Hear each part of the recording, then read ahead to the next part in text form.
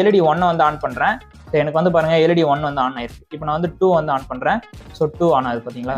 எந்த ஒரு சோர்ஸ் கோடுமே இல்லாம ஒரு ஐஓடி ப்ராஜெக்ட் வந்து எப்படி பண்றது அப்படின்றத இந்த வீடியோல வந்து ஸ்டார்ட் பண்ண போறோம். நான் யூஸ் பண்ற micro controller ESP8266 USB type இருக்கு தெரியுங்களா, இதை லேப்டாப்ல கனெக்ட் பண்ணிடலாம். இதுதான் வந்து பாத்தீங்கன்னா ஓப்பன் இன்டர்ஃபரன்ஸ். கம்யூனிகேஷன் போர்ட் என்ன அப்படின்றத செலக்ட் பண்ணோம். இது COM4 இருக்கா, சோ இதை வந்து நான் செலக்ட் பண்ணிடுறேன். கனெக்ட் கிளிக் பண்ணுங்க. நம்ம வந்து ஒரு ஃபைலை வந்து அப்லோட் பண்ணோம். ஐ மீன் ஒரு ஃபிலிம்வேர் ரிலியன் சொல்லிட்டு தேர்ட்ல ஒரு விட்ஜெட்ஸ் இருக்கு தெரியுமா, இதை வந்து கிளிக் பண்ணுங்க. இதுல வந்து பாத்தீங்கன்னா நம்ம பின்ன வந்து செலக்ட் பண்ணோம் ஃப்ரெண்ட்ஸ். டன் அப்லோடிங் வந்துருச்சா, ஓகே கொடுத்துடலாம். D1ல என்ன பண்றேன் அப்படின்னா எல்இடி பாசிட்டிவ் இன்சர்ட் பண்ணிடுறேன். நெக்ஸ்ட் வந்து உங்க மொபைல் ஓபன் பண்ணீங்க.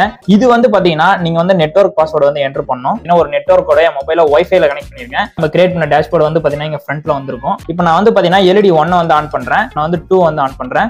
சோ 2 ஆன் ஆகுது பாத்தீங்களா. நெக்ஸ்ட் DHT11 சென்சார் எடுத்துக்கிறேன் ஃப்ரெண்ட்ஸ். லாஸ்ட் ஒரே ஒரு டெர்மினல் இருக்கும், இதை வந்து கிரவுண்ட் பண்ணி விடலாம். சோ இது வந்து பாத்தீங்கன்னா அந்த DHT ஓட வேல்யூ, ரூம் டெம்பரேச்சர் என்ன, ஹியூமிடிட்டி என்ன அப்படின்றது ஷோ ஆகுது பாத்தீங்களா.